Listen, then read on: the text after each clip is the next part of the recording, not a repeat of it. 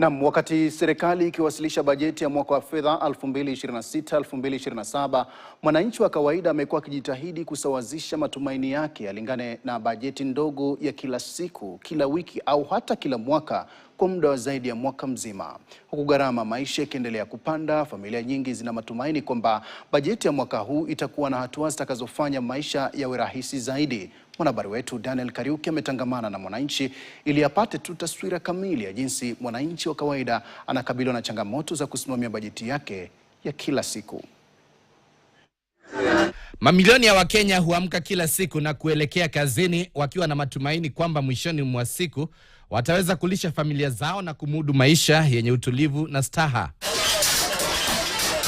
Kwa kupanda kwa mfumuko wa bei, Wakenya wa kawaida wakiwemo wale wanaopokea mshahara wa kiwango cha chini wanalazimika kufanya hesabu ngumu ya matumizi ili kukidhi mahitaji yao katikati mwa kuongezeka kwa bei za bidhaa muhimu.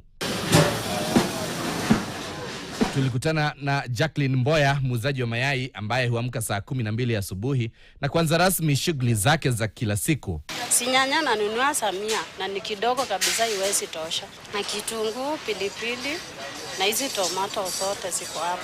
Hata hivyo, kutokana na kupanda kwa bei za bidhaa mbalimbali, Jacqueline anajitahidi kuhakikisha biashara yake inasalia imara. Nikiuza hii mayai mbao niko chini.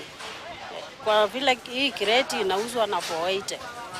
Ni kung'ang'ana tu nipate 10 nilee watoto. Ndio nataka zipunguzwe speed. Na si Jacqueline tu. Tunakutana na Washira anayefanya kazi katika sekta ya jua kali. Kwake makali ya gharama ya juu ya maisha yanambana koo. Sasa hivi hata vile mmepita hapa, hata tukitazama mfuko wangu iko empty, iko na kifunguu cha nyumba, hamna hela ndani. Unaamka asubuhi unaenda ati ni 300. 300 kwanza fare ni 200. Haya, umebaki na 100, utafikaje kwa nyumba?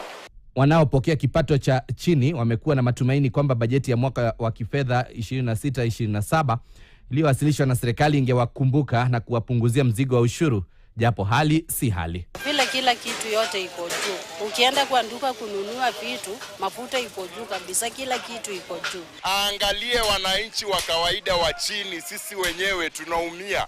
Tunajaribu kuangalia mbele, tunaangalia nyuma na hatuna tofauti. Je, bajeti ya waziri wa fedha John Mbadi itaweza kuziba pengo kati ya mipango ya serikali na mahitaji halisi ya kila siku ya mwananchi?